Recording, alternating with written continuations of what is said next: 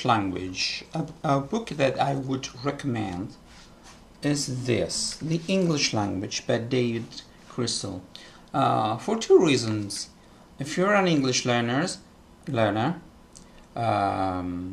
this is a good read. And the language is quite easy.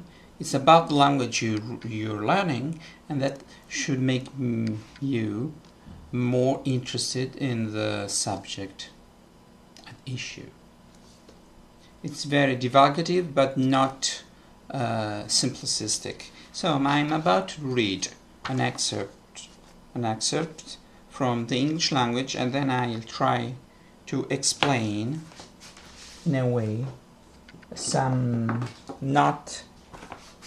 words that maybe you do not understand, and this is the way it should work. Read and then look words up in a dictionary. The English language today. Oh, my glasses are rather dirty. In the glorious reign of Queen Elizabeth, I don't know why I said Elizabeth the first, that is, from 1558 to 1603, the number of English speakers in the world is thought to have been between 5 and 7 million. At the beginning of the reign of the second Queen Elizabeth in 1952, the figure had increased almost 50-fold. 25 million, it was said, spoke English as a mother tongue, and a further 100 million or so had learned it as a foreign language. 50 years on, the figures continue to creep up. The most recent estimates tell us that mother tongue speakers are now over 400 million, but this total is far exceeded by the number of people who use English as a second or foreign language. At least a further 100 million, according to the most conservative of estimates, and over 1 billion according to radical ones. Creep, perhaps, is not quite the right word when such statistics are introduced. What accounts for the scale of these increases? The size of the mother tongue total is easy to explain. It's the Americans.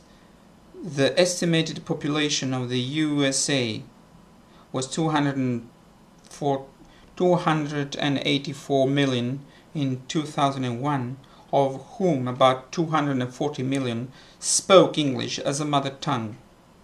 The British, Irish, Australians, New Zealanders, Canadian and South Africans make up most of the others, but even combined they are only some 150 million. There is no doubt where the majority influence is. However,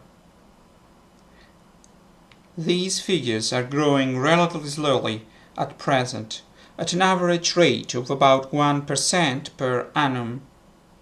This is not where the drama lies. A much more intriguing question is to ask what is happening to English in countries where people don't use it as a mother tongue. A highly complicated question, as it turns out. Finding out about the number of foreigners using English isn't easy, and that is why there is so much variation among the estimates. There are hardly any official figures. No one knows how many foreign people have learned English to a reasonable standard of fluency, or to any standard at all, for that matter. There are a few statistics available from the examination boards, for example, but these are only the tip or a very large iceberg. Okay, the language is not for students. I mean, it's regular English, not much too complicated. And in the next video I'm going to go over this text and examine words that maybe you don't know and the way you should do this on your own, just to show you how best work on a text. Thank you for watching.